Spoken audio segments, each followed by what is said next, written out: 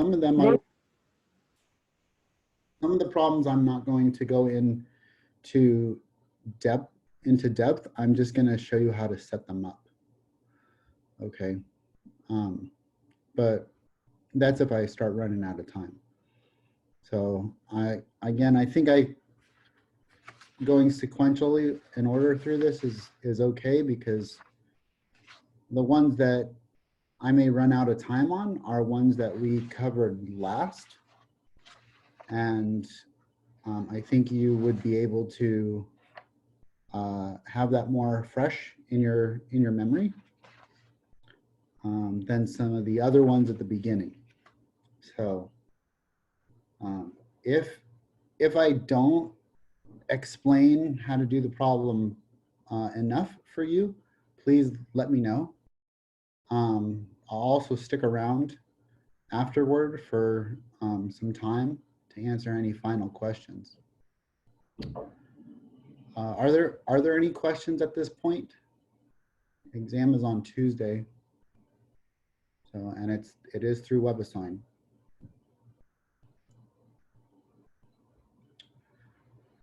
Okay, with no questions, again, I'm going to be going through the problems pretty quickly. And what happens when I do problems quickly is I tend to make mistakes. So if you see me make a simple mistake, please let me know. I did rework every single one of these problems last night. So I hopefully made my mistakes last night, and I won't make any mistakes today. Okay. Okay. Okay. Looking at problem number 1 here. Okay, we want to calculate the double integral around your answer to 2 decimal places.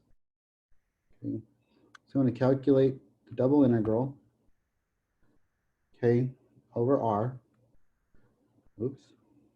I got my pen. Lost a pen. Okay, over R of 4 plus x squared over 1 plus y squared. Okay, dA, where the R in this case, okay, is 0 to x. Okay, x goes from 0 to 6, and y goes from 0 to 4. Okay, so what I'm going to want to do on this one first is probably integrate with respect to x, okay, and then integrate with respect to y.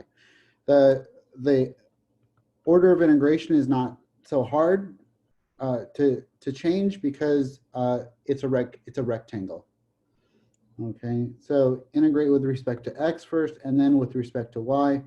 The limits for x are 0 to 6. The limits for y are 0 to 4. And we're going to get 4 plus x squared. Okay, all over 1 plus y squared. I'm just putting parentheses around them just for my own reference. Okay, this 1 over y squared doesn't really, we're not integrating by it. That's just a constant.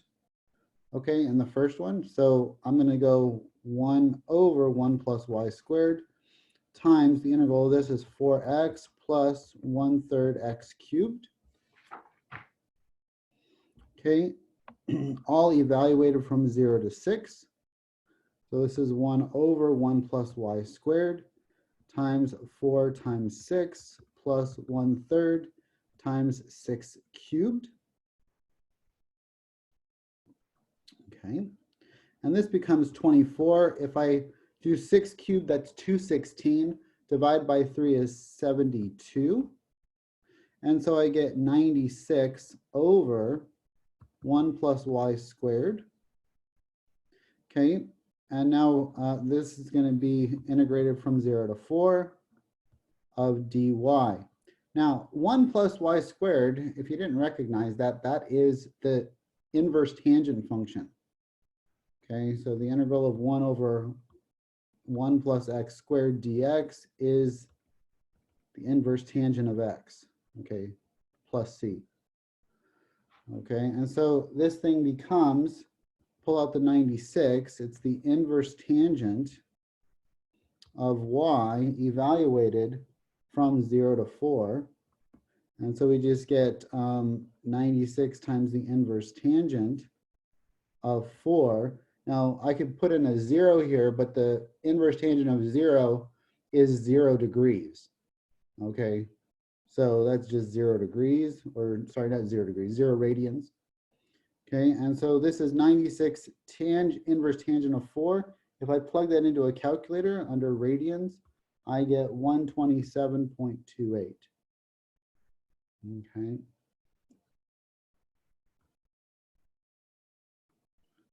Okay, any question on number 1 here?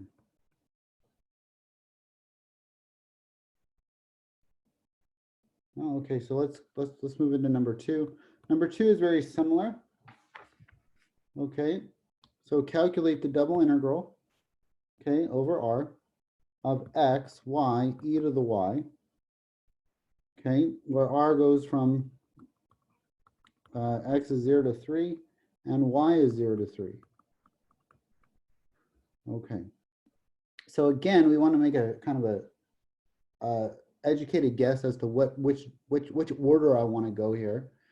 Okay, and I think I'm going to deal with the x first in this. The y, e to the y, that just seems kind of complicated. I might want to just figure out what x is first, and then deal with the y, e to the y. That looks like an integration by parts type of thing, and I don't want to start with integration by parts if I don't have to.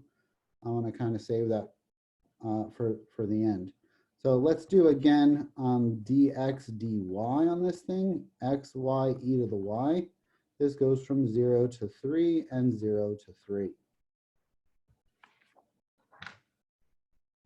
Okay. Okay, integrating with respect to x, we get x squared over 2, y, e to the y, evaluated from 0 to 3. This is going to give me 9 halves, y, e to the y, integrate that from 0 to 3, dy.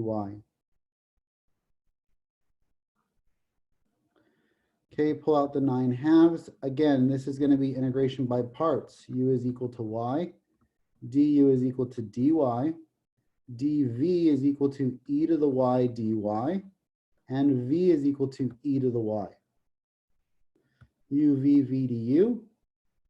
This is going to be 9 halves times y e to the y minus the integral of e to the y dy.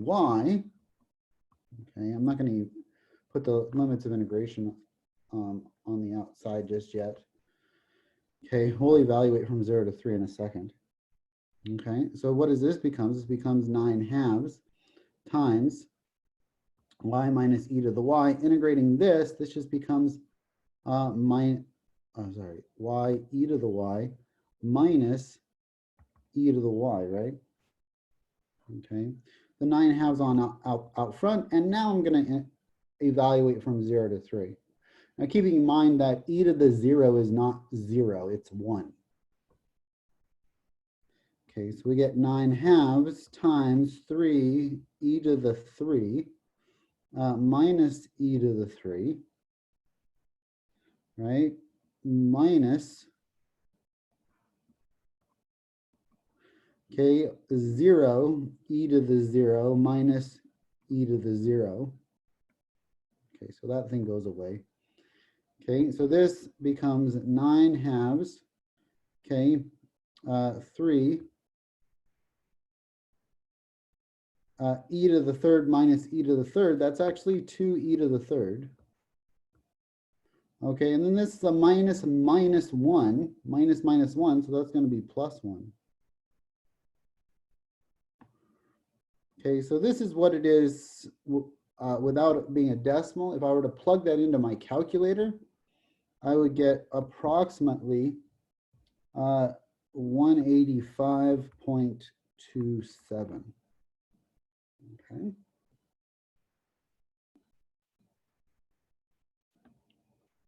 Okay, and that's how you do number 2.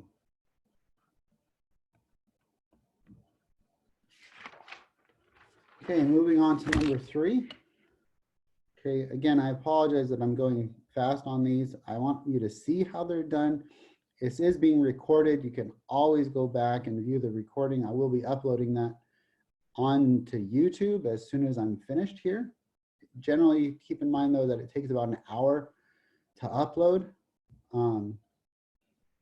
It's not an hour for my computer to upload. It's about 5 minutes for my computer to upload. It takes an hour for the bots to make sure that it's educational worthiness or something. I don't know. Okay. So anyway. Professor, real Yeah. quick. I noticed on WebAssign, a lot of the problems like didn't want us to simplify to like a calculated number, like how you just did. Yeah. Um, And that's fine. are they gonna like? Is that gonna dock us like one of the attempts though? If we put like something in terms of like radians or something? Yeah, whatever you've been doing in the homework, okay, is the same format that you're going to want to be doing it. What I did was I took various homework problems to create the exam. Okay, thank you. Okay, so you may have seen some of the problems already in the homework. Okay. And I didn't take the harder ones. I took the lighter ones. Thank you. You're welcome. Good question. Okay, number 3. Okay, integration. Okay, 0 to y. Okay, of 0 to 1 of 5 cosine y squared dx dy. Okay, so once again, I'm going to want to do integration with respect to x. This is just going to become 5x cosine y squared. Integrate from 0 to y. This is going to give me my integration factor of y that I'm needing to do a u sub. Okay, so from 0 to 1, dy. U is equal to y squared. Du is equal to 2y dy. Divide by 2. Okay, and I get, this is still going to be 0 to 1 to receive y that is. That's u of 0 is equal to 0 squared, which is 0. And u of 1 is equal to 1 squared, which is 1. So it's still 0 to 1. Okay, so this is going to be a 5. This is going to be y dy. That's going to be replaced by my du over 2. And then I get cosine of u. Okay. Du. Okay, let's factor out the 5/2. The integral of cosine is sine. So this is sine of u from 0 to 1. Okay, so this is going to be 5/2 sine of 1 minus 5/2 sine of 0. The sine of 0 is 0. So that goes to 0. And so we're left with 5/2 sine of 1. Okay. And you could find some sort of decimal equivalent for that too, if you really wanted to. I'm going to leave it like this because according to the comment, we're going to leave things like this. And the other two, you can leave it like this. I did box what probably WebAssign would want on these. So this one I didn't box, but I will box it here on number 1. Okay.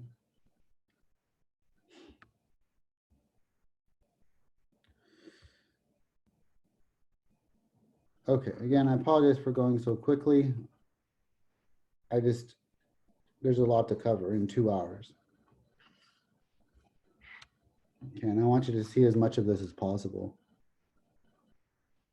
Okay, number 4, 0 to 1 of 2y to 2 of e to the x squared dx dy. Okay, so here we're told to reverse the limits of integration, I believe, in order to make it easier. Okay, if I didn't do the reverse of of the order of integration, then this e to the x squared is going to be insanely impossible.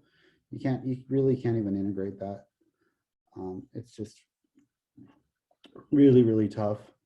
But what's nice is we are going to get a nice integration factor by reversing the order. Okay, so this tells me that x goes from 2 to 2y.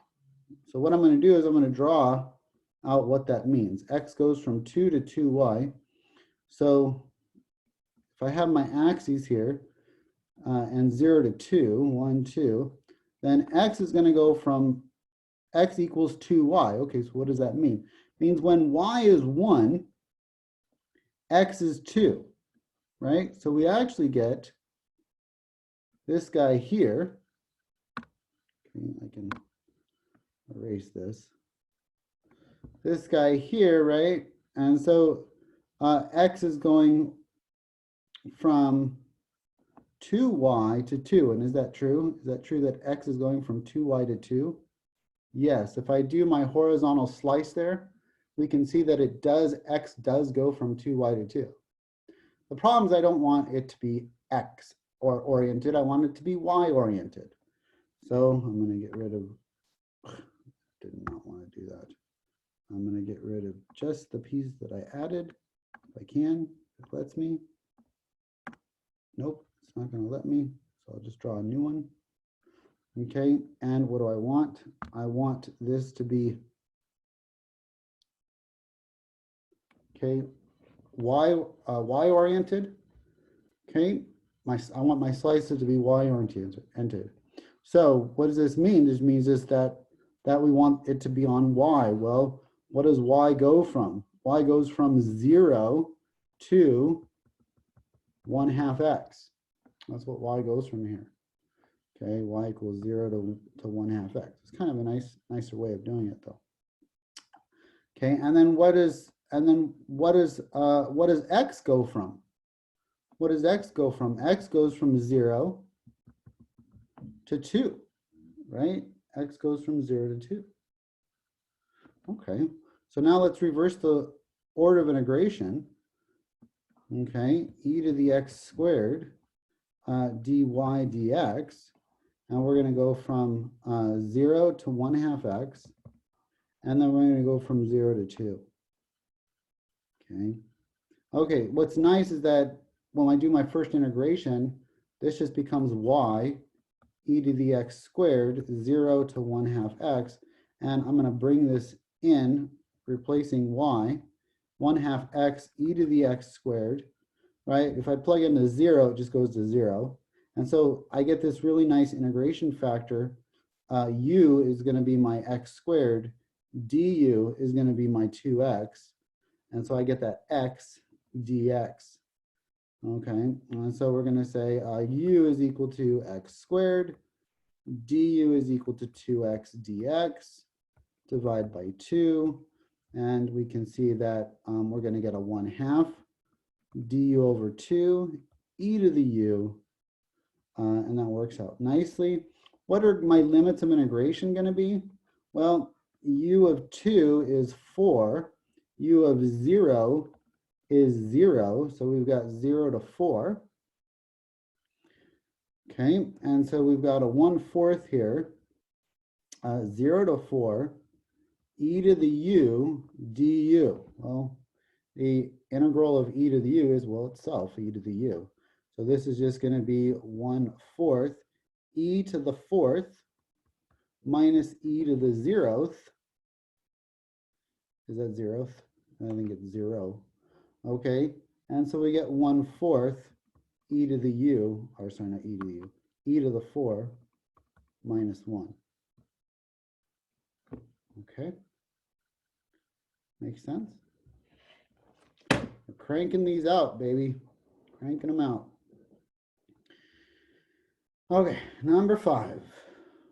Number 5.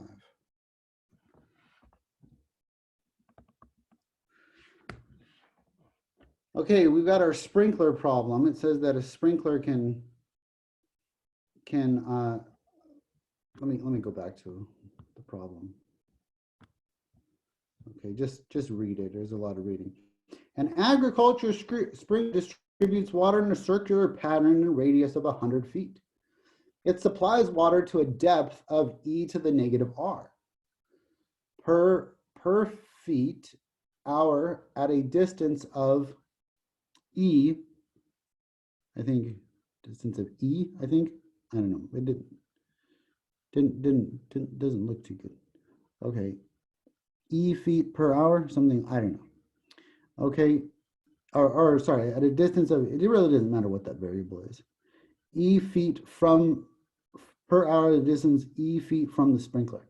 What is the total amount of water supplied per hour to the region inside the circle of radius XY feet centered at the sprinkler? Okay. Okay. So the idea here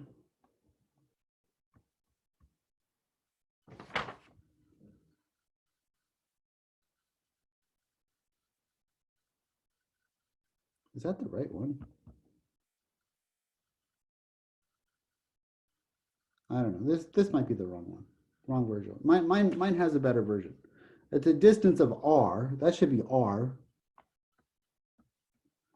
And this should be a radius of 15. Sorry, 15. I don't know. I don't know why that came up weird. There was some loss of continuity on this when it imported to my OneNote. Okay, whatever. Okay, so you should have it in front of you anyway. The correct one. The correct one is up there on the website on Canvas. Okay, distance of r feet from the sprinkler. What is the total amount supplied per hour to the region at a radius of 15 feet? Okay, so that's what we're doing here. Okay, the idea is that we're going out 15 feet in a circular pattern, right? So we have the sprinkler, okay, and we have this r of 15 feet, right? And we have this depth, right? So maybe the depth looks something like this. I don't know. Maybe it gets wetter the closer it is to the sprinkler and not as wet. It doesn't go seep down as wet. Okay, but again, I really don't know. It really doesn't matter. It's just e to the negative r, that's the depth, is e to the negative r. Okay, and that's based on the radius. Now, what's nice is that we already have things in terms of the radius, okay, which means that we don't have to convert to polar coordinates. We can just go directly to polar coordinates. Okay, no conversion needed at this point. Okay, so let's do some polar coordinates here. Okay, so using polar coordinates, okay, what is the total amount of water that's applied? Well, think of the water as the volume, right? As the volume. The volume is going to be the area, okay, over the depth. Okay, so the e to the negative r is the depth, and we need this dA. Okay, the depth times the integration over the area. Well, how are we going to integrate over an area of a circle, okay, with radius 15? Well, we just change this e to the negative r to dr d theta. Circle is 0 to 15 and then 0 to 2 pi. Now, once again, why do we not need the extra r? We don't need the extra r because our function, our original function, is in terms of r. We're not converting. These are not being converted. These limits of integration, and this was not in x and y. Okay, so we don't need an extra r because we are already given a polar equation. Okay, no conversion necessary. Okay, so let's go ahead and do this. This is negative e to the negative r. When we integrate 0 to 15, this becomes negative e to the negative 15 minus negative e to the negative 0. Okay, so this actually becomes 1. This goes to -1. Okay, so this is 1 minus e to the negative 15. Oops, we already integrated.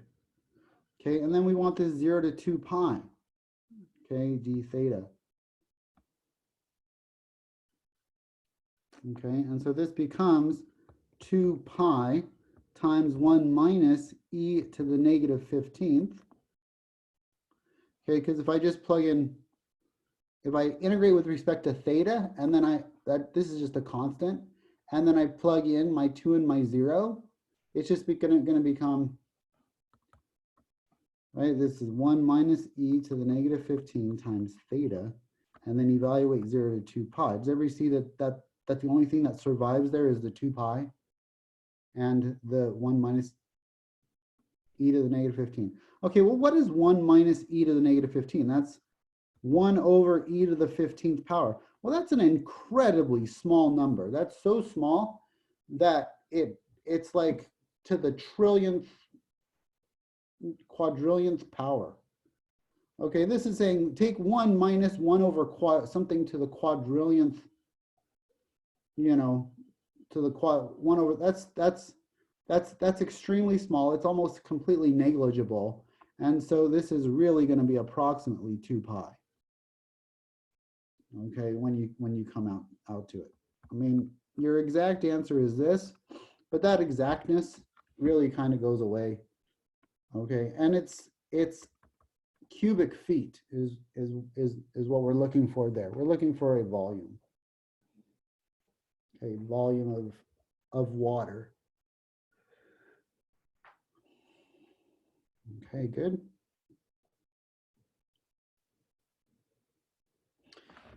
Okay, number 6. Okay, number 6 says, use polar coordinates to evaluate. Okay, it shouldn't be too tough. Okay, so let me write the problem out real quick. Get rid of my sweatshirt.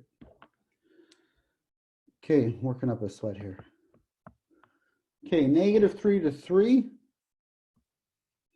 Okay, 0 to the square root of 9 minus x squared sine, sine of x squared plus y squared dy dx. Okay, so what do we want to do? We want to change this to polar coordinates, right? So what is the going on here with the limits of integration? The limits of integration tell me that I'm going for y is going from 0. Y is going to go from 0 to the top of this semicircle, right? And then x is going from 0 to 3. So it really is the top of this semicircle is the area that I'm integrating over. Okay, so keep that in mind. It's not the whole circle. Okay, and so from -3 to 3. So we're out here at 3 and -3. Okay, so what is this going to be? This is going to be the sine of r squared, right? Okay, and then we're going to convert to polar. We're converting to polar, so what do we need? We need an r dr d theta. Okay, this is going to be from 0, r is going to go from 0 to 3, right? And theta, what's theta going to go from? 0 to, yeah, it's pi this time, right? It's pi, 0 to pi, not 0 to 2 pi. Okay, because it's only half of that circle. Okay, so we have this extra r here, which is nice because that's going to be our integration factor. Okay, our conversion factor. So we have u is equal to r squared, du is equal to 2r dr, du over 2 is equal to r dr. Okay, so we've got du over 2 sine of u, right? Sine of u. Okay, so this is going to be, when I integrate that, that's -1/2 cosine of u, right? Cosine of u, but what are the limits of integration here? Okay, aren't they going to be 0 to 9, right? Because u is r squared, so that's 0 squared, which is 0, and 3 squared, which is 9. Okay, so this is going to become negative 1/2 cosine of 9 minus negative 1/2 cosine of 0. Okay, okay, and so that's d theta, integrate from 0 to pi. Okay, let's clean this up a little bit. Cosine of 0 is 1, right? That goes to 1. And then negative 1/2 times 1 is negative 1/2. And then times another negative is a positive 1/2. So this is 1/2 minus 1/2 cosine of 9. That's all just a constant. If I integrate this with respect to theta, I just get theta evaluated from 0 to pi. The only thing that's going to survive there is the pi. Okay, so this is pi. I'm going to rewrite this as 1 minus cosine of 9 over 2. Now I can leave it like this. This is fine. This is fine to leave it like that. Okay, I'm even going to go like that. Or you could notice that this is a half angle identity. Okay, this is actually half angle identity for sine squared of 4.5. You could do that if you want. Okay, times pi. Either one of these will be fine. Okay.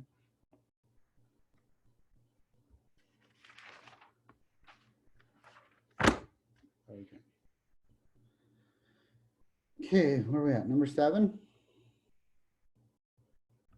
Okay, and I've run out of blank sheets of paper, so let me add some more.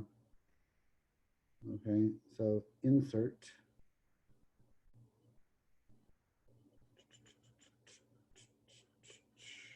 Picture, no, print out.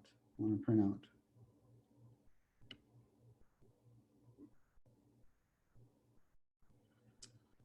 Okay, and I want my blank document here.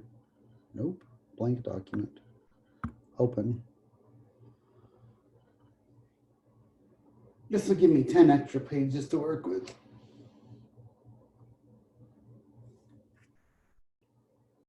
I thought I had enough, but I'm going through a lot of pages. These problems are pretty long.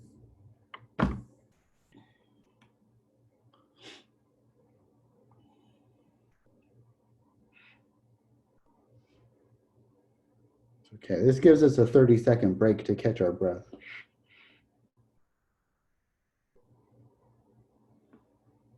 Okay, how are we doing? Good? Got a bunch of extra pages loaded here now. Yay. Okay. Take a deep breath. Let's do it to it. Let's hit it again. Okay, number 7. Okay, evaluate the triple integral. Evaluate the triple integral. Woohoo. Okay, triple integral of 4x, y, okay, dv. Okay, and E, what's E here? E lies under the plane, z equals 5. So it lies under some sort of plane, under some sort of plane. Okay. Okay, and above, okay, the plane bound by x, y. Let's say this is z. Okay, so plane. So we know that z equals 0. Z equals 0 is going to be the lower bound. That's z equals 0.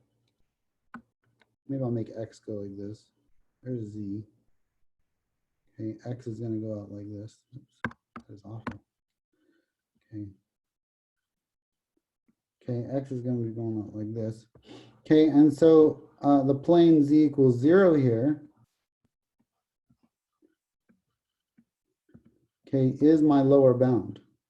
Okay, so Okay, that is my lower bound. So this is a plane 5 plus y plus x plus y. Okay, z equals 5 plus x plus y. Okay, and so yeah, so we know that if we're going to go dz, okay, dz 4xy, then we're going to go from 0 to 5 plus x plus y. That's going to be our upper and lower limits for z.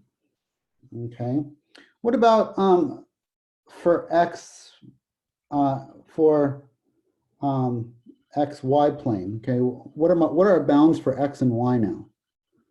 Okay, we need to know what our bounds are for x and y. Well, if I let z equals 0, right?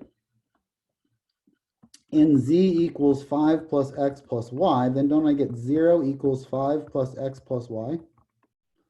Right, which means that y is equal to negative x minus 5. Is that right? Okay. Okay, so this is a line.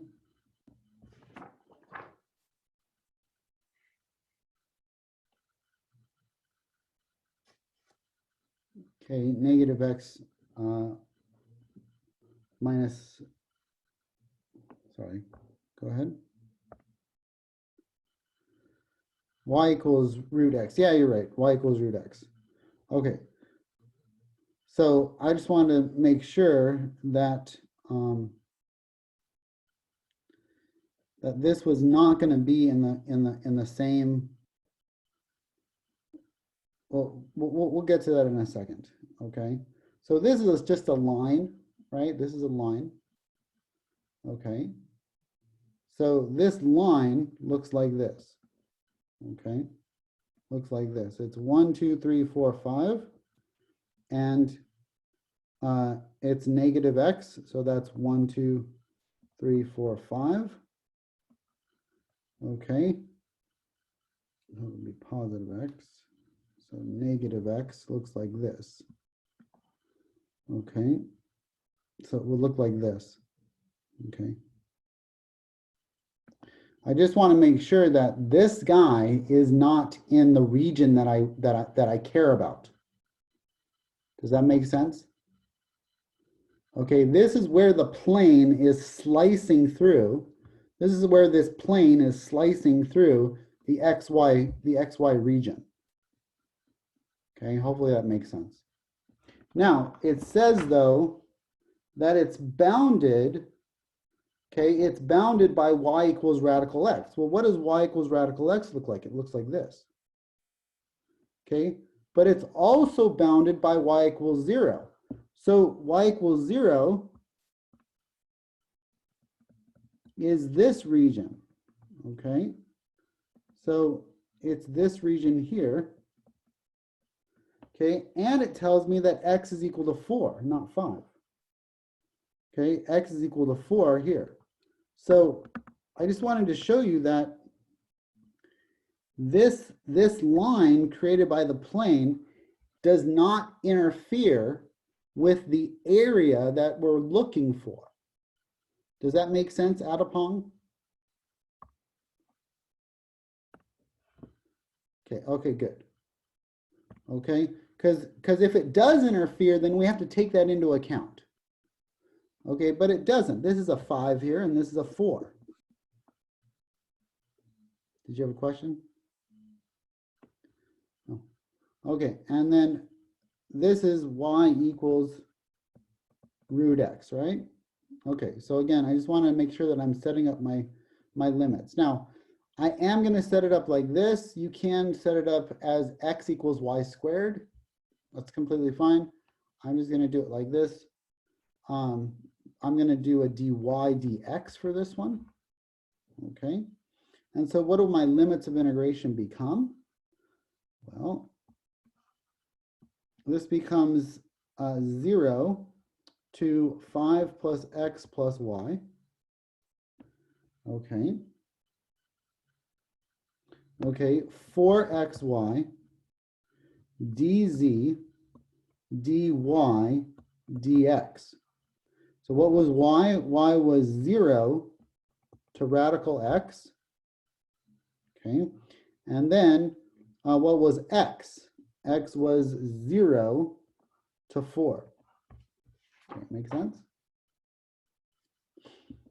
Okay, so now we just have to integrate, do the integration. So this is going to be 4xyz integrated from 0 to 5 plus x plus y. This is going to be 4xy times 5 plus x plus y minus 4 times x times y times 0. That's just going to go away. I'm going to distribute. This becomes 20 xy plus 4x squared y plus 4xy squared. dy dx, integrate, 0 radical x, 0 to 4. Okay, now let's integrate with respect to y. This is going to become 10xy squared plus 2x squared y squared plus 4/3 xy cubed. Is that right? Okay. If you see me make a mistake, let me know. Okay, so we integrated, we want to put in our limits of integration, 0 to radical x, that's x to the 1/2. Okay, so when I square this, I'm plugging in for y. When I square when I square a square root, well, this just becomes 10x times x, which is 10x squared. This is 2x squared times x, which is 2x cubed, plus this is 4/3 x, which is 1, to the 3/2 power. Well, 1 to the 3/2 power, or 1 times 3/2 is 5/2. So this really becomes x to the 5/2. Okay, and we're going to integrate this from 0 to 4 dx. So this becomes 10/3 x cubed. Okay, plus this becomes 2/4 x to the 4th, plus this becomes 4/3 times 2/7 x to the 7/2. Okay, and then this is going to be 0 to 4. Okay, so this becomes 10 times 4 cubed over 3 plus 1/2 4 to the 4th plus this becomes 8/21. Now this is going to be x to the 3rd. X to the 3rd. Well, let me get into that. This is, yeah, it's x to the 6/2 plus 1/2, right? So that's going to be x to the 3rd times the square root of x, right? X to the 1/2. Well, what is x to the, what's the square root of 4? Wasn't that just 2? Right? So this becomes 64 times 10, that's 640 over 3. Plus this becomes 4 to the 4th, 4 to the 3rd, 64. Multiplied by 4 again is 128, I believe. Is that right? We could just do, no, 256. Okay, oh, 128. Okay, so 4 raised to the 4th. Yeah, 256 divided by 2 is 128. Thank you. Okay, plus this is going to be 4 to the 3rd, which is 64 times 2, again, is 128. 128 times 8 is 1024 over 21. If I add all of this together, I get 640 over 3 plus 128 plus 1024 over 21 comes out to be, this is 81 92/21, okay, which is approximately 390.1. Okay, so that was fun. Okay.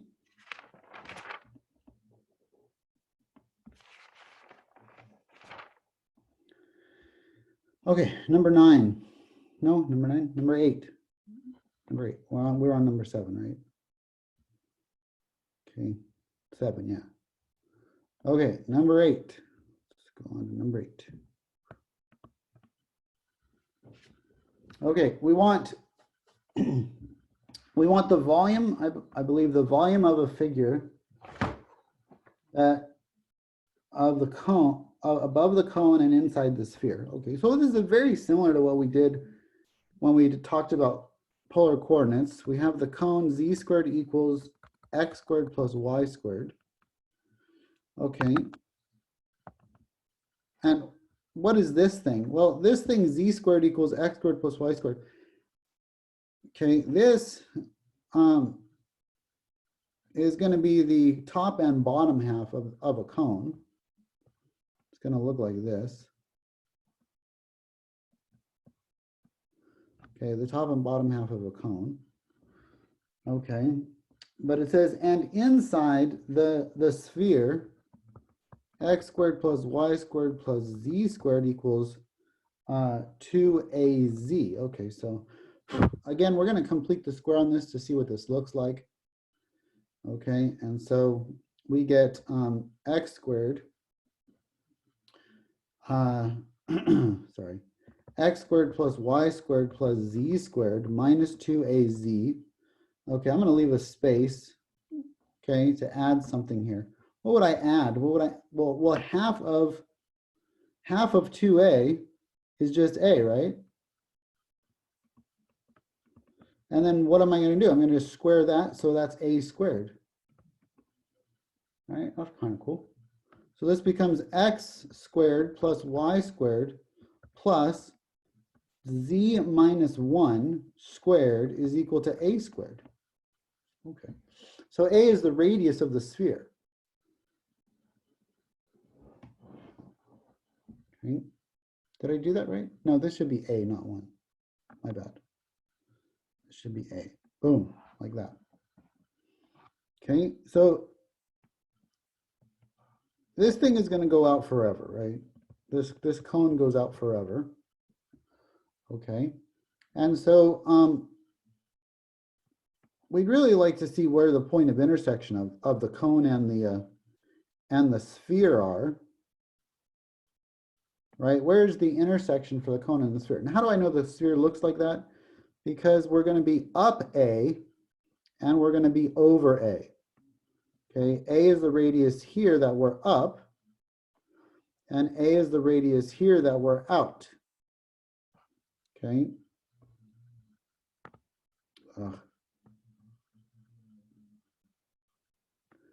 Okay, radius a. Okay. So we have a 90-degree angle here, and we have we have, oh, damn it. We have A and A. And so what do we know about an isosceles right triangle? We have an isosceles right triangle there, right? For the cones, right? So doesn't the isosceles right triangle create a 45-degree angle? Right? Or pi on 4? Right? So A, and this would be radical 2, right? So this would be a radical 2. Well, this angle is a 45-degree angle. That's pi over 4. Okay, so that's another way to think about that pi over 4 type of deal that we talked about Monday. Okay, so we got to set this up. Okay, so I need to know what is, let me use a different color. Where'd my colors go? Oh, draw. Go back to draw. Okay, use a different color here. I really want okay, to know what the top of this figure is, okay,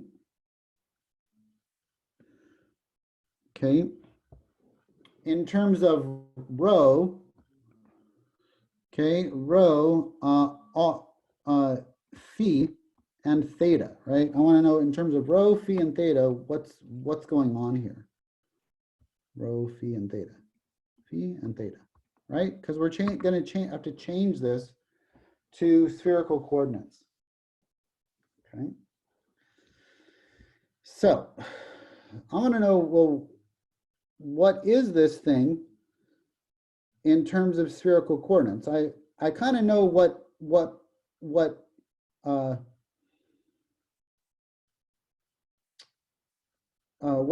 phi is going to be. Phi is going to go from 0 to pi over 4, and we talked about that extensively the other day, why that is the case. Okay, and then theta is going to go from 0 to 2 pi. But what about p? Okay, p is the radius. It's going to go from 0 to whatever this top of this sphere is in terms of polar coordinates, or not polar, in terms of spherical coordinates. So I've got to look at this thing. This is x squared plus y squared plus z squared equals 2az, right? Now I'd like to do is I'd like to change this to spherical coordinates. Well, this thing becomes p squared. This thing becomes 2a p cosine of phi. The p's drop out, and I get p equals 2a cosine phi. And that's what p is going to go from, okay? When cosine is pi over 2, then this thing is at 0. When cosine is 0, this thing is to 2a. Okay, so this thing, p is going to go from, okay, 0 to 2a, but it's really the whole function. Okay, you can't just, we're taking our slices, we're summing up our slices here. And so it's really 2a cosine of phi. Okay, very similar to what we had before, except now instead of cosine of phi, we have a cosine, or 2a cosine of phi. Okay, so this goes from 0 to 2 cosine. What's phi going to go from? Phi is going to go from 0 to pi over 2, or pi over 4. And what's theta going to go from? 0 to 2 pi. Okay, and so we just want our volume here, right? So that's going to be rho p squared sine of phi, okay, and then dp d phi d theta. Okay, so this becomes p cubed over 3 sine phi evaluated from 0 to 2a cosine phi. So this becomes 8a cubed cosine cubed phi over 3 sine phi. Okay. Now I want to integrate on phi from 0 to pi over 4, 0 to 2 pi. So this is just going to be a regular u sub. U is equal to cosine cubed, or it's not cubed. U is equal to cosine of phi. Du equals negative sine phi d phi. Okay, so this becomes a negative, right? Negative du. Okay, so, and then we're going to, we could do u of pi over 4, that's just radical 2 over 2. And u of 0 is equal to 1. Okay, so if we change our limits of integration, okay, this is 1 to radical 2 over 2. We've got a negative u cubed, right? Negative u cubed.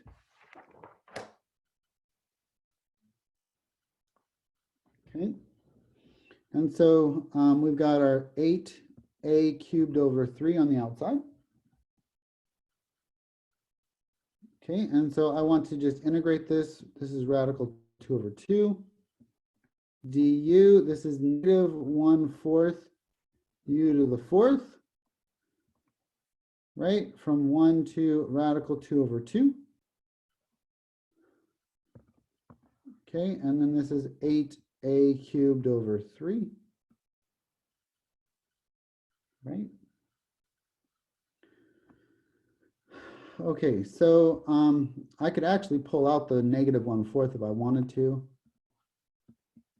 This becomes negative 2a cubed over 3. And then this becomes radical 2 over 2 to the 4th power minus 1 to the 4th power. Okay, and so the radical 2 over 2 to the 4th power, that's just going to become 1/4. This is 1/2.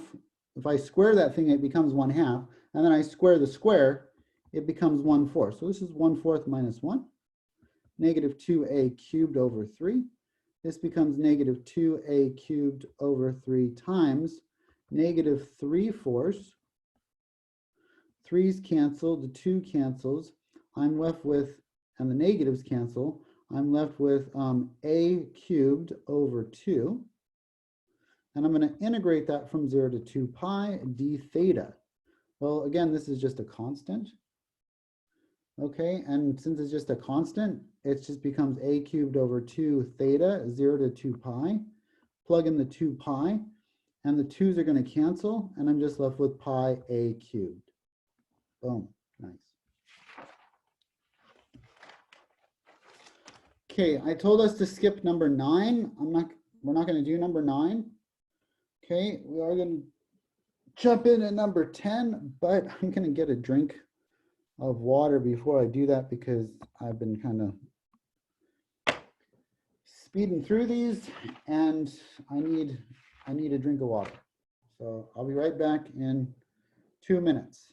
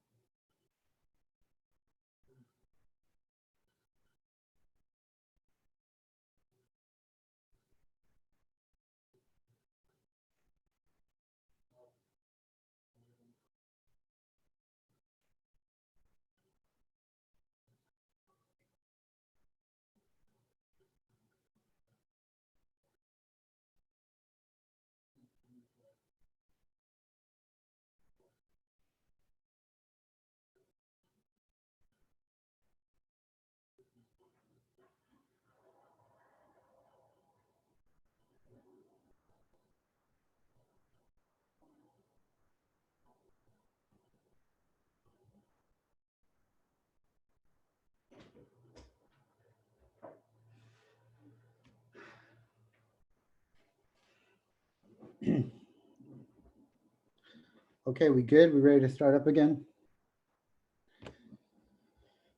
Okay, let's do 10. 10's not too hard. The setup is hard, but the integration is, or sorry, we're skipping 9.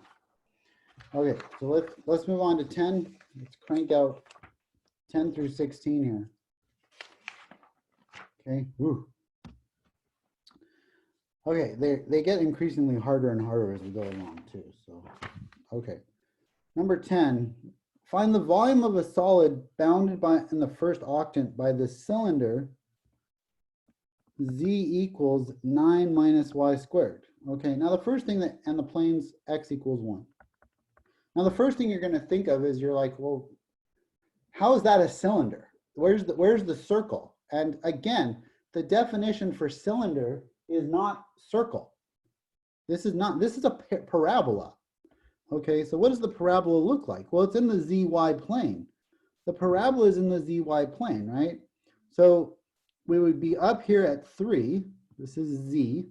This is y. Okay, and it's an upside down parabola.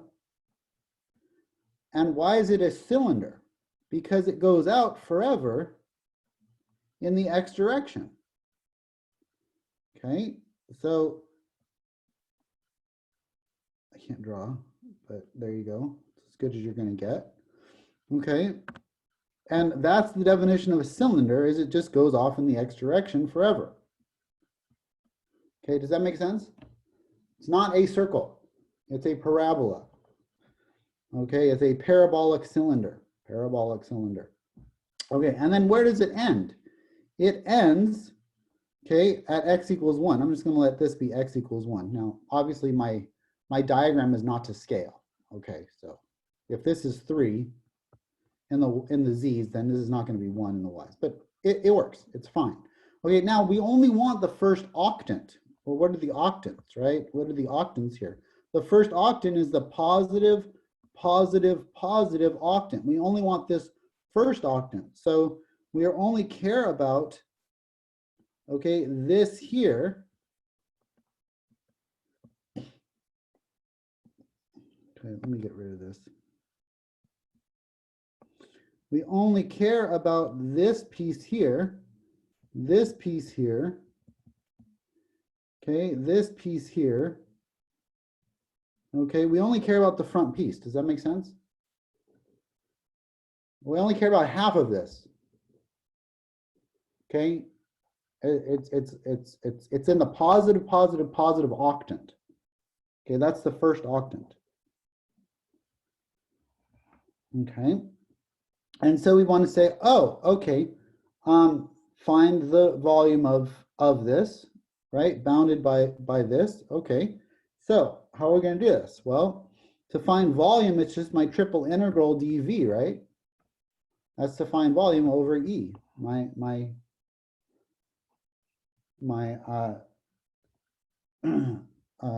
solid. Well, what is my solid? My solid is what I'm looking for. Okay, that's what I'm looking for. Okay, so find the volume of this. Okay, so what is Z going to go from? What are my Z values going to go from? Well, my Z values are going to go from 0, okay, 0 to 9 minus y, right?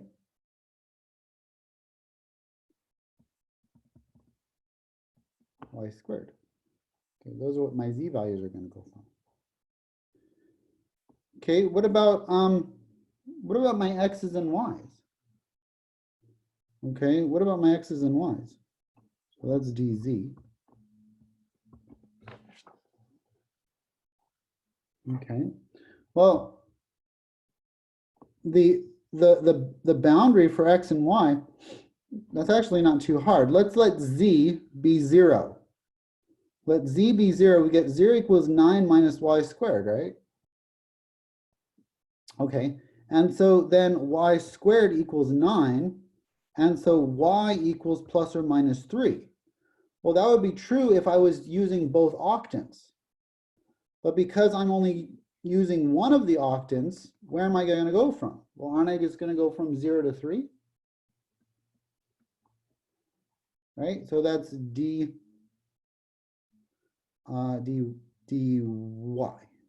that right? Yeah, dy. Okay, y is going to go from 0 to 3. And then what about x? Dx. Okay, dx, well, we know how far x goes. They tell us. They tell us x goes from 0, because we're restricted to the first octant, and then we're going to go all the way to 1. Okay.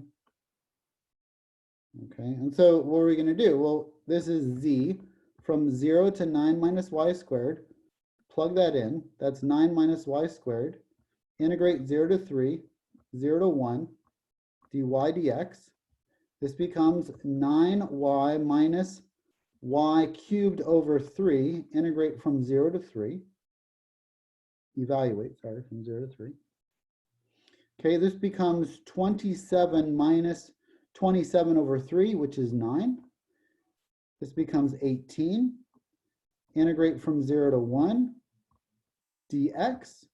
Well, this just becomes 18x from 0 to 1, which is 18. Boom. Integration wasn't that hard. It was setting it up that was the hard part.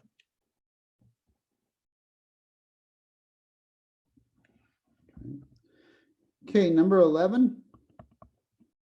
Number 11 says what? Says evaluate the following integral. Okay, double integral this time.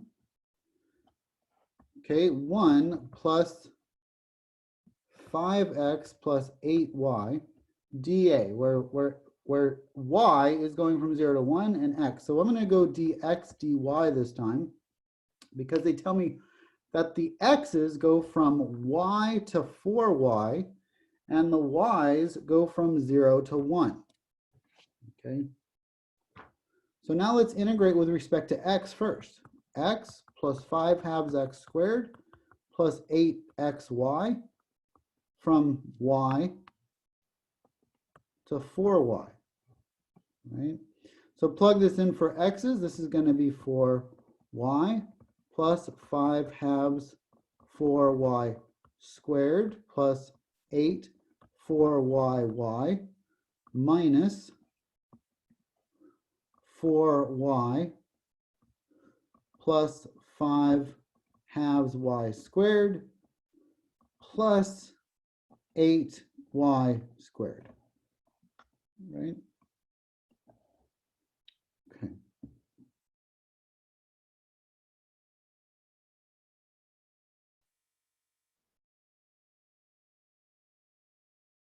This should be y. I don't know what I did wrong.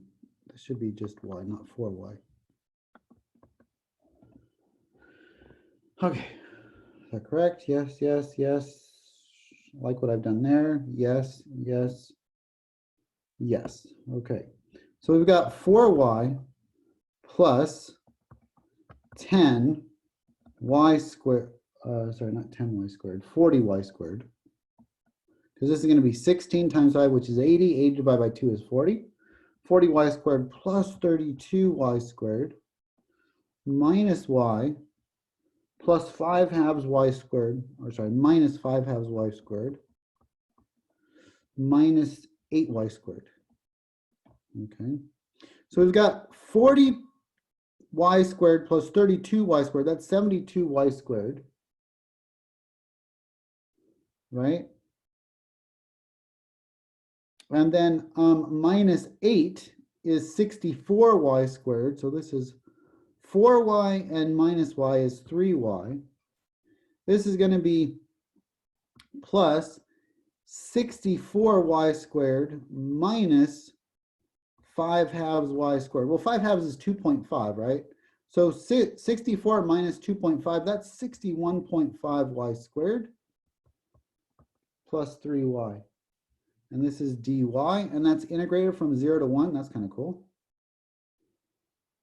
Okay, so this becomes what? 3 halves y squared plus 61.5 cubed, or over 3 y cubed from 0 to 1. Plug in the 1.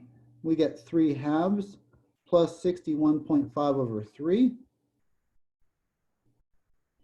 Okay, well, what is this guy? This is 3 halves is 1.5, right? So that's 1.5. If I want to find a common denominator here, I could, but whatever. 1.5 plus this thing here, 61.5 divided by 3, I believe that is going to be 20.5. And if I add 1.5 and 20.5, I get 22. Okay, evenly.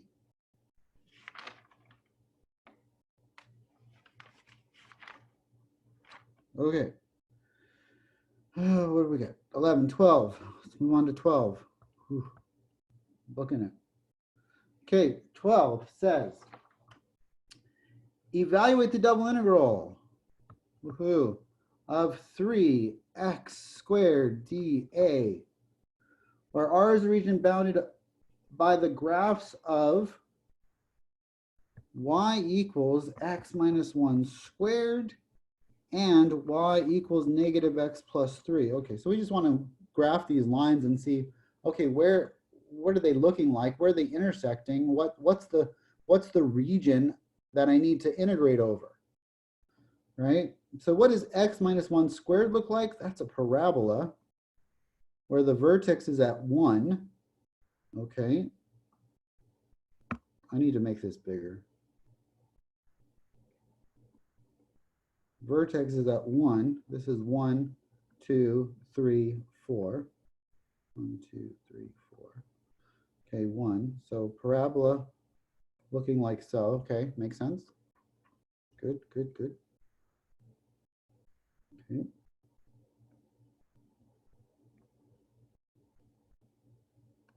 Okay, and then what's the other one? The other one is the other one is a line of y-intercept 3, slope of negative 1.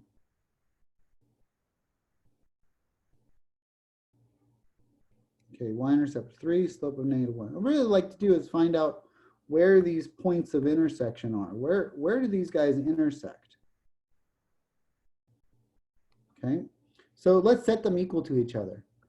X minus 1 squared equals negative x plus 3.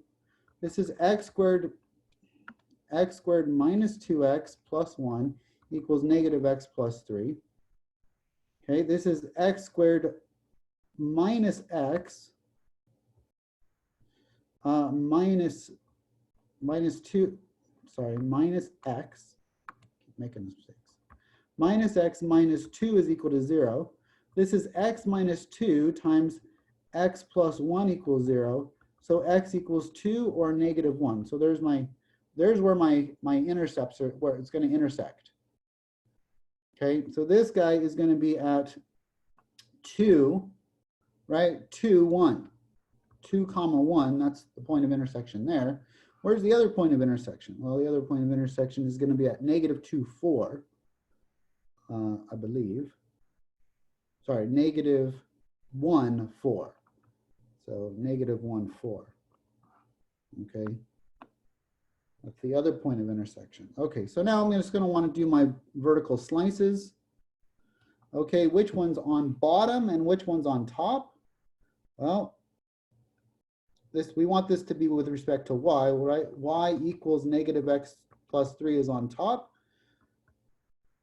Y equals x minus 1 squared is on bottom.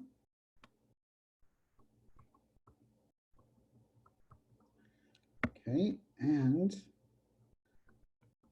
if I do dy dx, then okay, so what's x going to go from? X is going from negative 1 to 2. Y is going from x minus 1 squared to negative x plus 3. Okay, and then what was our interval? What was our thing? It was 3x squared, right? So 3x squared goes in there. Okay, so now it's just a lot of algebra. With the calculus part is done pretty easily. Okay, setting it up was pretty nice.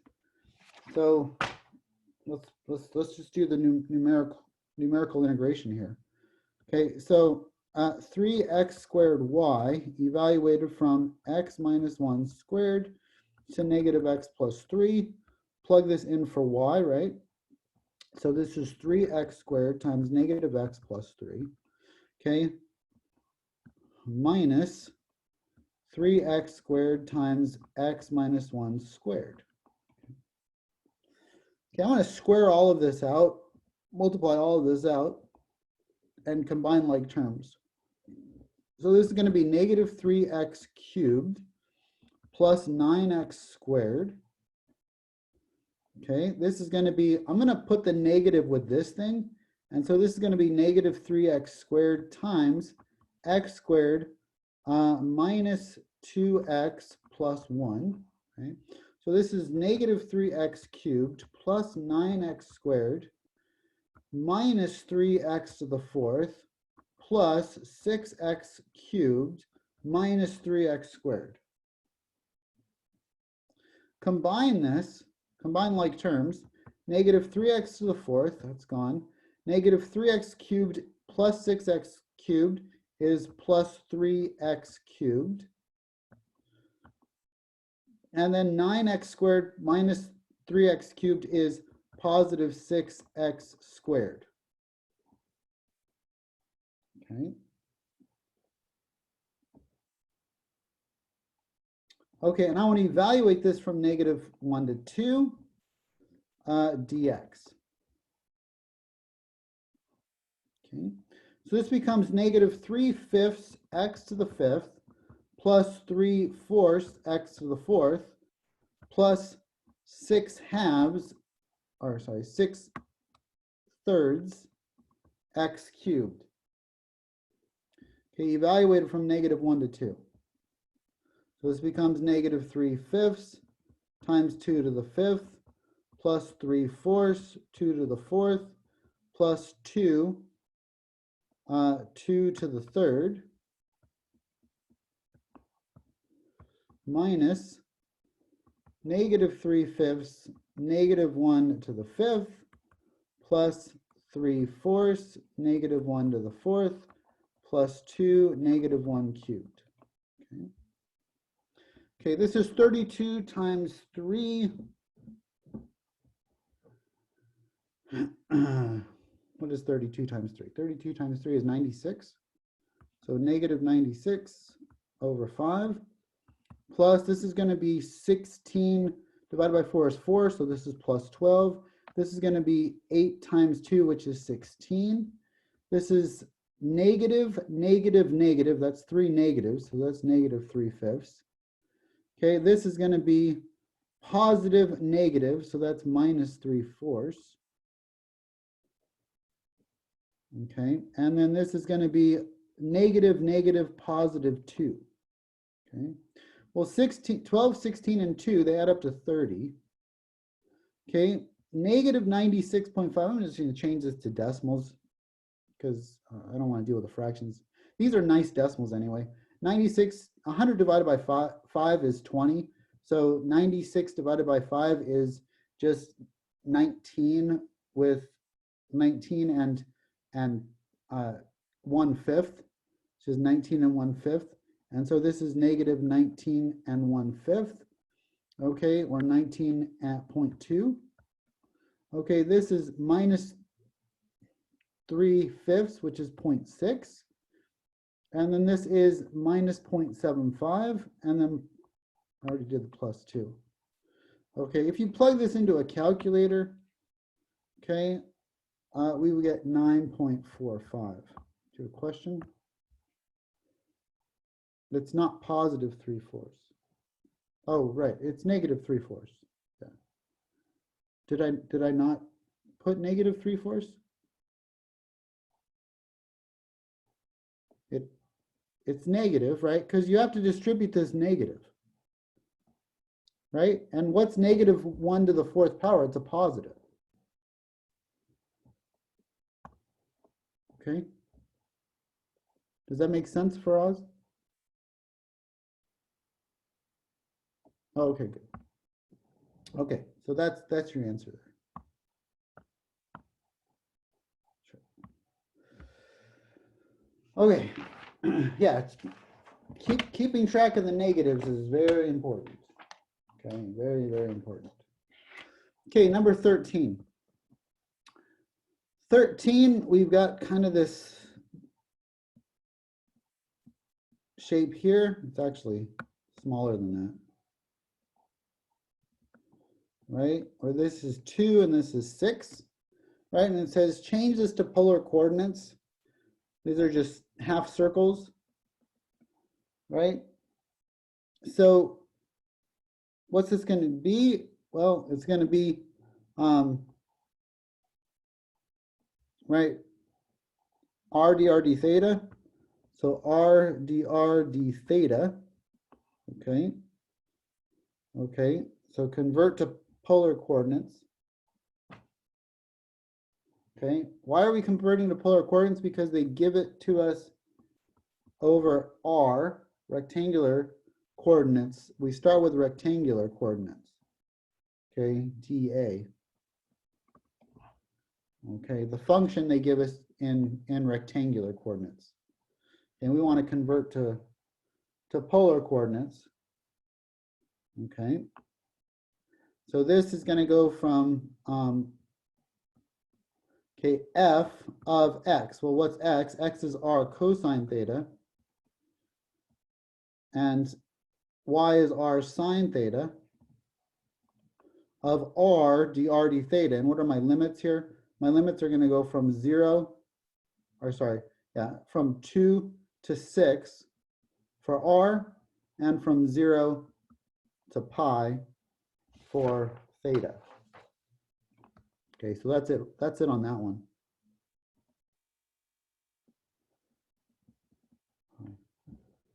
I wonder when this rain is ever going to stop. Yeesh. Okay, 14, you will not incur anything on like 14 on the exam. So I'm tempted to just skip it. The only thing is that it really is not that tough of a problem if you know how to do it. If you do p of 3, negative 3, p of 5, negative 1, and p, this is p1, p2, p3, of 2, negative 5. And these are all point masses. P1 has a mass of what, 1, I want to say? No, 4. This has a mass of 4. This guy has a mass of 3. And this guy has a mass of 1. Okay. So they want to know, well, where's the center of mass on this, right? Where's the center of mass? Well, if we're just dealing with point masses, our center for x is 1 over m, 1 over the total mass, times the summation, right? These are just points in space. So we need a summation, not an integral. Okay, it's the summation of the weights, okay, of the masses of m sub i's, I guess we could say, the masses times the location, This would be x sub i's. Okay, m sub i's times x sub i's divided by the total mass. So this really just becomes 1 over, what's the total mass? The total mass is 8. This is going to be 4 times the location in x for point 1, that's 3. This is the mass, point mass at point 2 is 3 times that location of 5. Okay, plus 1 times the location of 2. Okay, if I add all of if I multiply this out, I get 12 plus 15 plus 2. That's 27 plus 2, that's 29. And so this becomes 29 over 8. Okay, so that's the center of mass for the x value. Okay, what about the y value? That's just, again, 1 over 8. And it's going to be the sum of the masses times the y position, So because it's weighted, right? It's kind of a weighted position. You're weighting it based on mass. So this is 4 times negative 3 plus 3 times negative 1 plus 2, whoops, wrong, plus 1 times negative 5. Okay, and if you were to multiply this out, you would get negative 12, negative 3, that's negative 15, negative 20. So negative 20 over 8, which is negative 5 halves. So your x bar, y bar is 29 over 8 and negative 5 halves. Again, this won't be on the exam. But it's just a nice way to say, hey, you know, this is, if you are given point masses, this is how you do it. Okay. And I would have skipped it. I think I'm going to drop it from the exam review next time, but it didn't take, it only took like three minutes to go through. So I think it's okay to go through it. Okay, we're heading into the home stretch here. How about midpoint rules? No, I don't think we're going to be doing midpoint rules for the exam either. Okay. Yeah. You mean moments? Moments of inertia?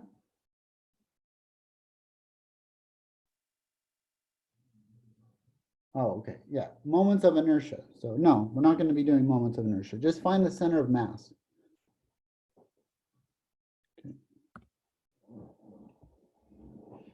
Okay.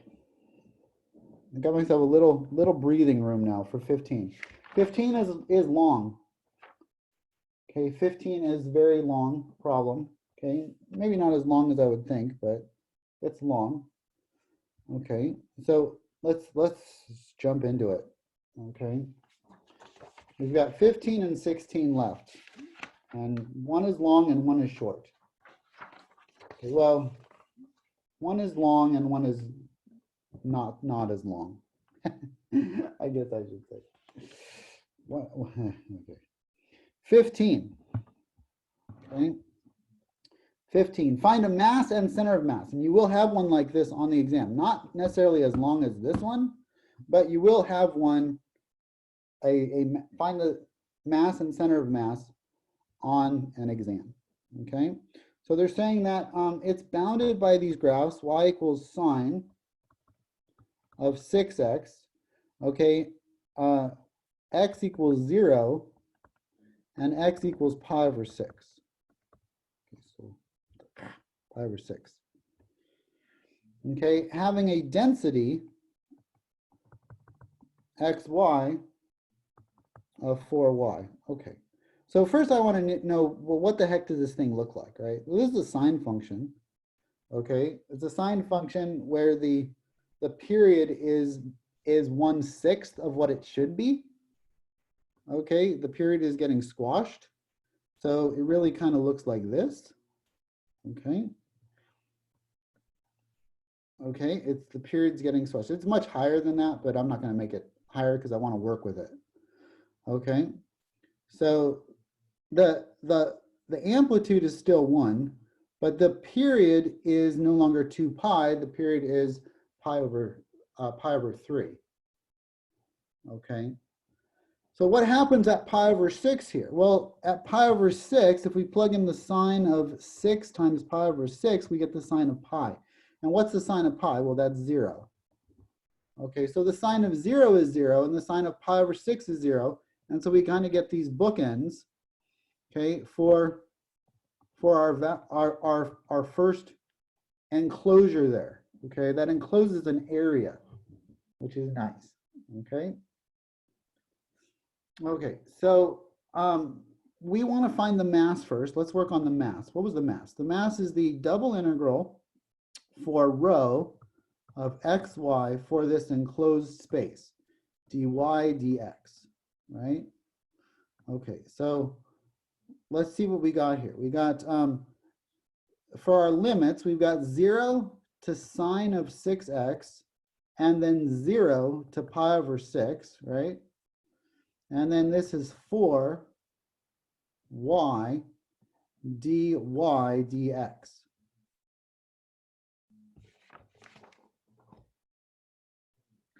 Okay, let's integrate this on with respect to y. This becomes 2y squared from 0 to sine of 6x. Plug in the sine of 6x in the 0. We've got 2 sine squared 6x. minus 2 sine squared 0, that goes to 0, right? Okay, and we're going to want to integrate this guy from 0 to pi over 6 of 2 sine squared 6x. Now I'm going to use a half angle identity here. This is 2 times the 1 minus the cosine of 12x over 2. Okay, the 2's are going to cancel, which is nice. So this is the integral from 0 to pi over 6, 1 minus cosine of 12x, okay, dx. Okay, well, this is just x minus. Now, if I do a u sub on this, can you see that I'm going to get du over 12? Does that make sense? So I'm just going to do a 1/12 here times the sine of 12x. Okay, evaluate from 0 to pi over 6. So this becomes pi over 6. Plug that in. Okay, you can convince yourself of the u sub if you really want to. Okay, minus 1/12 times the sine of 12 times pi over 6. Well, what's 12 times pi over 6, or pi over 6? It's 2 pi. Well, that's kind of nice because the sine of 2 pi is 0. Minus, this thing goes to 0 minus 1/12 of the sine of 0. Well, what's the sine of 0? Is 0. So everything except for pi over 6 goes to 0. So the mass is pi over 6. So that's the mass. Part 1. Okay, now let's do part 2. Part 2 is x bar, right? So that's 1 over m times the double integral of 4y x, we have to have an extra x there, dy dx. We're going to go from 0 to sine of 6x, and then 0 to pi over 6. Okay, integrate with respect to y. Well, that just becomes 2xy squared. Okay. From 0 to sine 6x. I'm going to use the same trick as before. Okay, 1 over m. What was m? M was pi over 6, right? I'm going to leave that as pi over 6. Okay. Same trick as before. This is going to be integral 0 to pi over 6 of 2x times, this is going to be sine squared 6x, which is 1 minus cosine 12x over 2. 2's cancel. I'm left with x minus x cosine 12x. Okay, from 0 to pi over 6, 1 over pi over 6. Okay. Okay, I'm gonna use a integration by parts to do the second part here. Okay, the first part, you know, is just going to be x squared over 2. That should be easy. Okay, so I'm going to focus on the second part and do integration by parts. So u is equal to x. Okay, dv is equal to cosine 12x dx. If I integrate this, I get 1/12 sine of 12x, right? So that's v. Okay, and then I get du is equal to dx.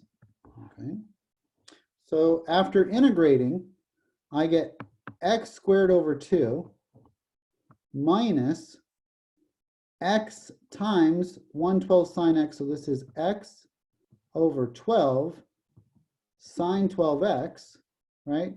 Minus the integral of cosine 12x dx. Okay. Okay, so what is the integral of cosine 12x dx? Well, we just did that. That is, okay, sine 1/12 minus 1/12. This is, I'm sorry, this is a minus, okay? minus 1/12, this is sine of 12x. Okay. Yep. And this is x over 12, sine of 12x. This is x squared over 2. Nope, is that right? Minus x squared minus this whole thing. Yeah, that's right. Yes, it's a minus. Okay, perfect.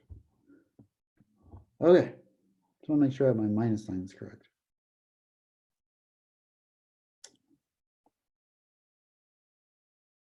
Minus plus.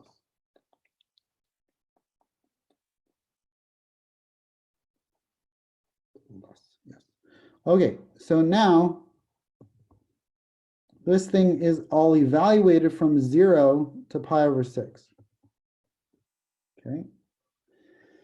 Okay, so this is going to become pi over 6 squared over 2. Now keep in mind on the outside we have 1 over pi over 6. Okay, and then this is going to be minus pi over 6 over 12. So that's pi over 72. Okay, times the sine of 2 pi. This is 2 pi. Okay, plus 1/12 times the sine of 2 pi. Okay. Okay, all of this minus 0 minus 0 plus 1/12 times the sine of 0. Well, these all go to zeros. Okay, and so does that. And so does that. Everything goes to 0 except for the very first term. That's kind of nice. Okay, and so we're left with 1 over pi over 6 times pi over 6 squared over 2. Well, one of these pi over 6s are going to cancel with one of those pi over 6s. Leave me with pi over 6 divided by 2, which is pi over 12. Boom, that was fun. Okay, so that's x bar. Okay, let's go through y bar. Okay, so just to recap, m is equal to pi over 6.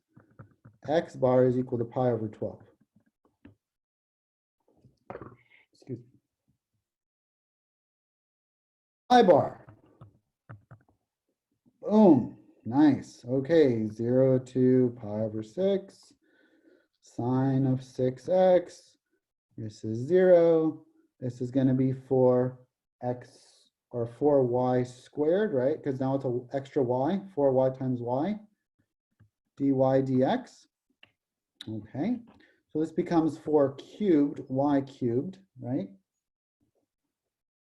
Okay.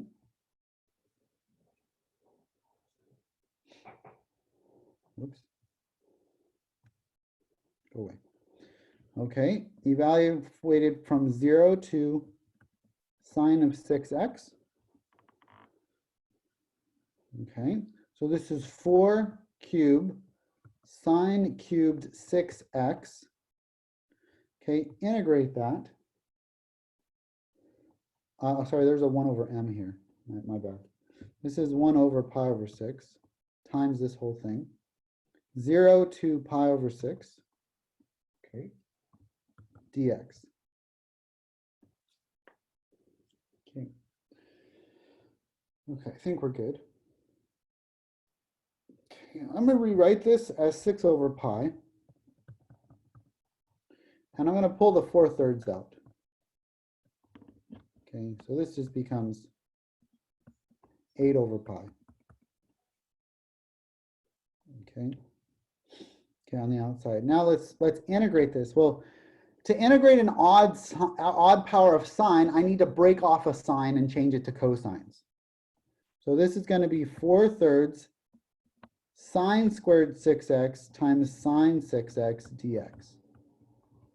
Okay, which is 4/3 times 1 minus cosine squared 6x times sine 6x dx. Still haven't integrated, we're just working on the algebra. Okay, now I'm going to multiply back. Actually, I pulled out the 4/3 already, sorry. Okay. Okay, so we've got 8 over pi, okay, times the integral of pi over 6 to 0 of sine 6x minus cosine squared 6x times sine 6x dx. Okay, the integral of sine 6x is -1/6 cosine of 6x, right? Okay, this thing I'm going to do a u sub on. U is equal to cosine 6x, du equals 6 -6 sine 6x dx. So du over -6 is equal to sine 6x dx. Okay. Okay, so this is -1/6 cosine 6x. Now, if I do a u sub on this, I get -1/6 u.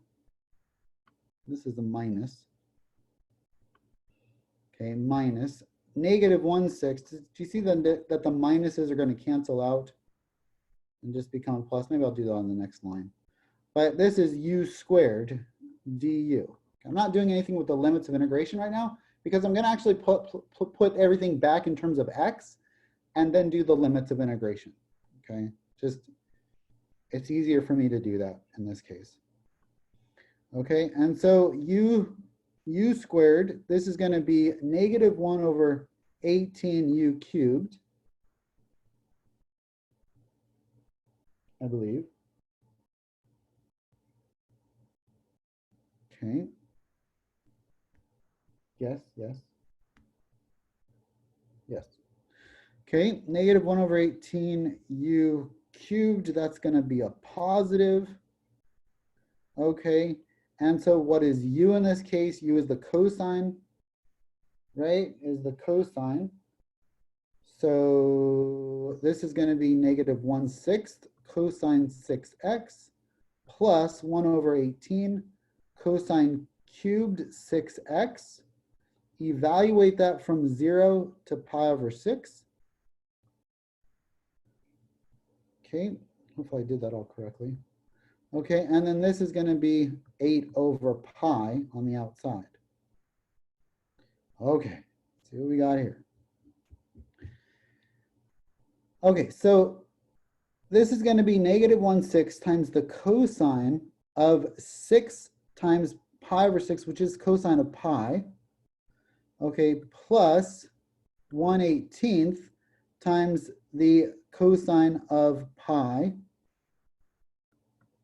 cubed. Okay. Okay, all of that minus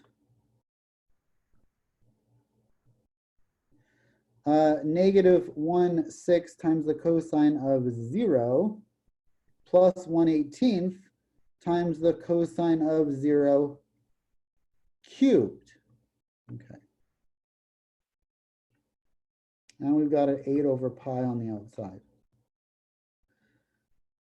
Okay, so cosine of pi is -1. -1. So this becomes 1/6 minus 1 over 18. This becomes plus 1/6 minus, because this is a minus of a minus. I'm distributing the negative signs.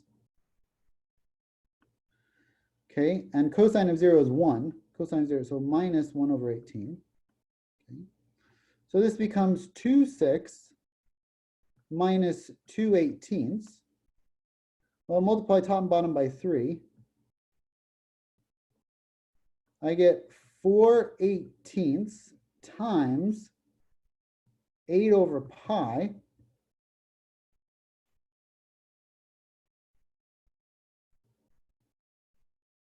Okay, well, 4/18 reduces to 2/9,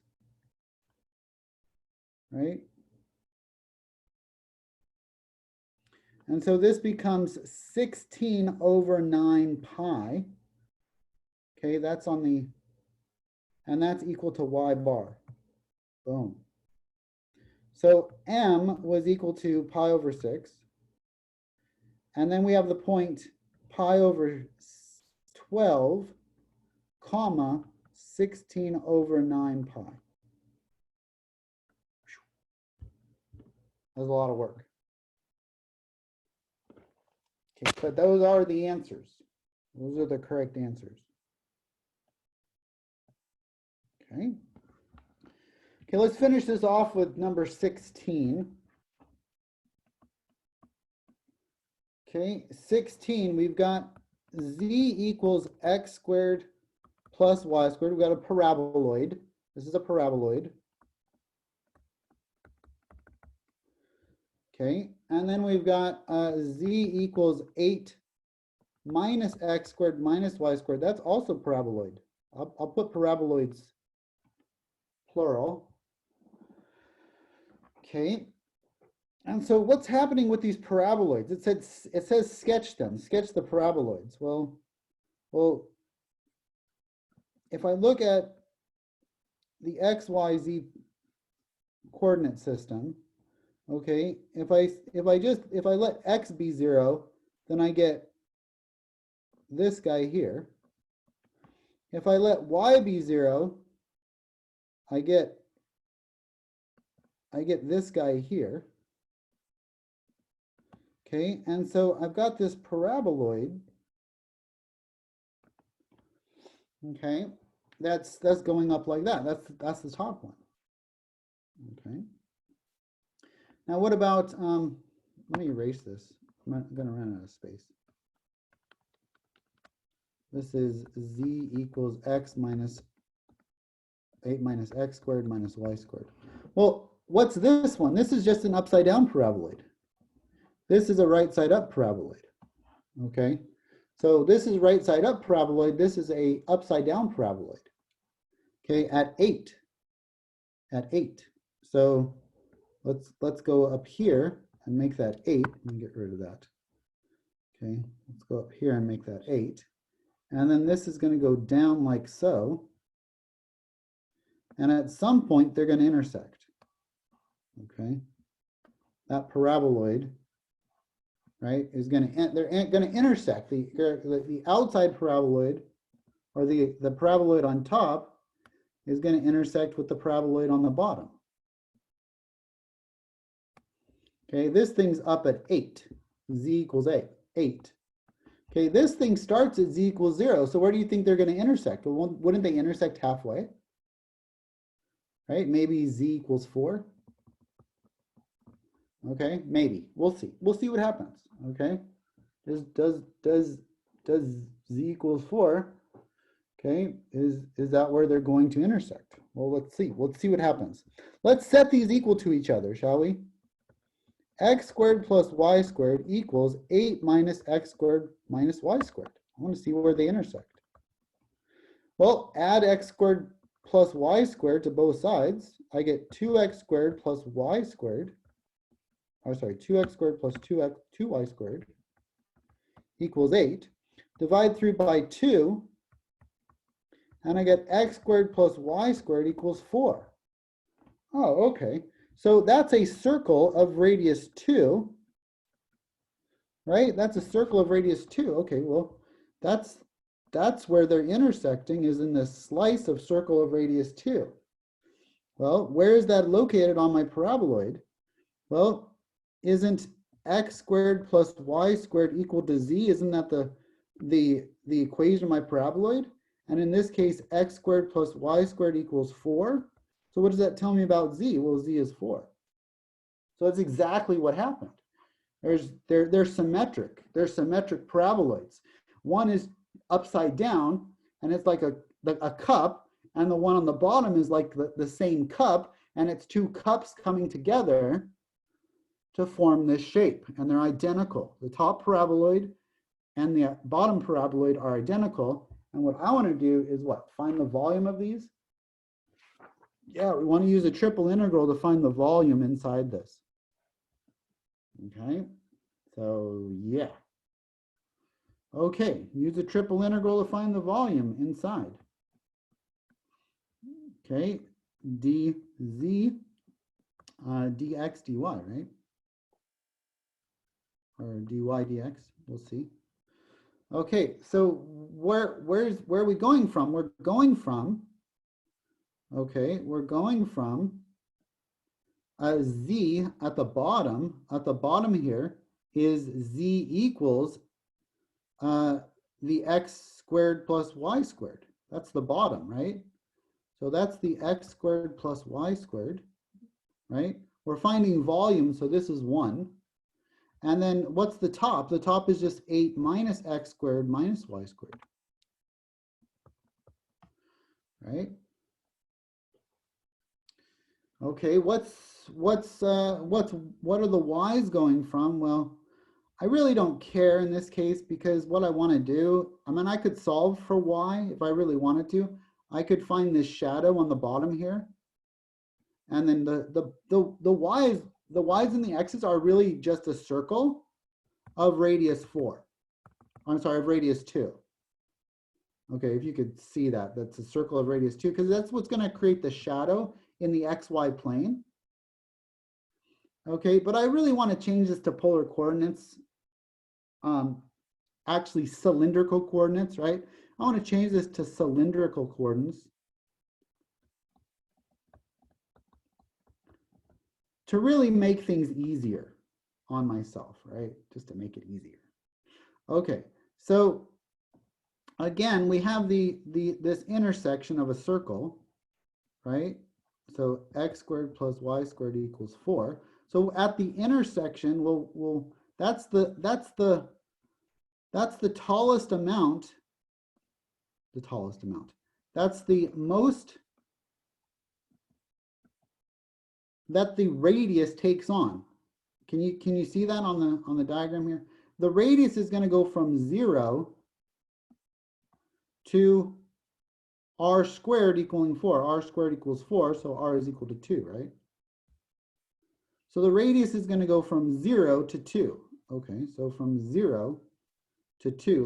Let's change this to polar coordinates or cylindrical coordinates. I keep saying polar. Okay, so this is going to be, okay, x squared plus y squared. How do I change x squared plus y squared to cylindrical coordinates?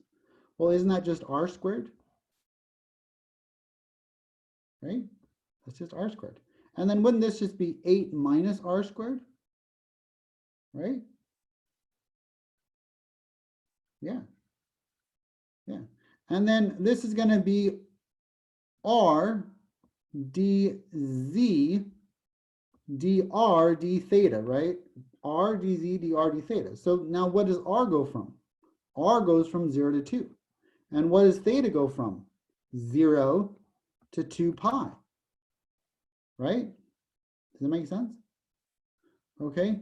So my limits, I have to put my limits in terms of r, because once I integrate on z, okay, once I integrate on z, I have to have a function just in terms of r. So let's do this. Rz evaluated from r squared to 8 minus r squared. This is going to be r times 8 minus r squared minus r times r squared. This is going to be 8r minus r cubed minus r cubed. This is minus 2r cubed plus 8r. Okay, dr d theta now, right? Okay, from 0 to 2, 0 to 2 pi. And this comes out to be pretty simple. This is negative 2/4 r to the 4th plus 8/2 r squared from 0 to 2. This is negative 1/2 times 2 to the 4th plus 4 times 2 squared. And then plugging in zeros, I just get 0. This is 16 divided by 2, which is 8. So that's -8. Plus, this is 4 times 4, which is 16. 16 minus 8 is 8. Integrate this from 0 to 2 pi. And we get d theta. Notice that there is no thetas. So it's just 8 theta. 0 to 2 pi. Plug in my 2 pi and 0. I get 16 pi. That's my volume. And we did it. We did it. We made it in 2 hours. Every stinking problem. Boom. That's some good stuff there. It only took me half a Coke. So, yeah. Woohoo. Okay, now I need a breath. Okay, I will be in here. I will be in live on Tuesday. You're not going to have to take your exam without fielding me in here fielding questions. Okay, so I know that in some classes they have you take the exams and not have live instruction at the time, but I will be in class Tuesday morning. Okay, when you take your exam, because I know that there's probably going to be a glitch or two. And so I will be in here. Hopefully that won't happen. I will be in here Tuesday morning. Okay, so and sign in if you can, just for attendance sake as well. Again, the exam will go live at 8 in the morning on Tuesday, and it will stay open until 9 o'clock, or not 9 o'clock, until 9 o'clock. You're like, damn, until 11 o'clock. It will stay open until 11 o'clock, and it's 8 problems. You know, there's maybe 6 of them that are pretty easy and 2 of them that are a little challenging, but I would say that most people should be able to get this, at least the first 6 done within an hour. And then you have 2 hours to work on. The other 2 more challenging ones, you have an hour each.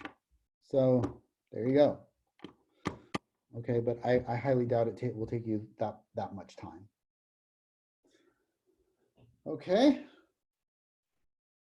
Okay, I'll hang around for a few minutes if you have any other questions, but other than that, you're free to go. I will be uploading this to YouTube within the hour. Professor, could you scroll up a bit to the beginning of 16?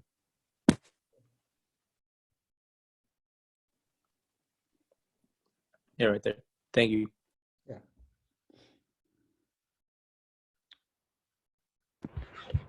Professor, I had a question about the homework. I know you get 3 tries for each problem, but if you were to get it wrong, is there any way to look up the proper way to do it? On the homework? Yes. Some of them have you watch a video, right? I've seen some, they have like other links, but I noticed when I get them wrong, they don't, like they never correct it, even after your 3 tries. Oh yeah, they don't. I don't think they. I'll look into that and see if that's an option. Okay, thank you.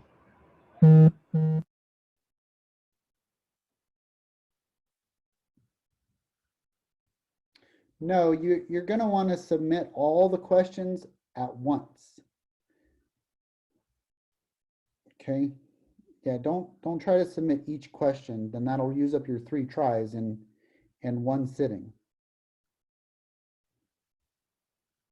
Okay. Does that make sense? Yes. Okay. Naomi, does that make sense? On the exam? Yeah, okay. You're going to go through everything. It's going to tell you which ones you did wrong. Then you're going to go through it again. It'll tell you hopefully less that you did wrong, and then you'll go through it one more time.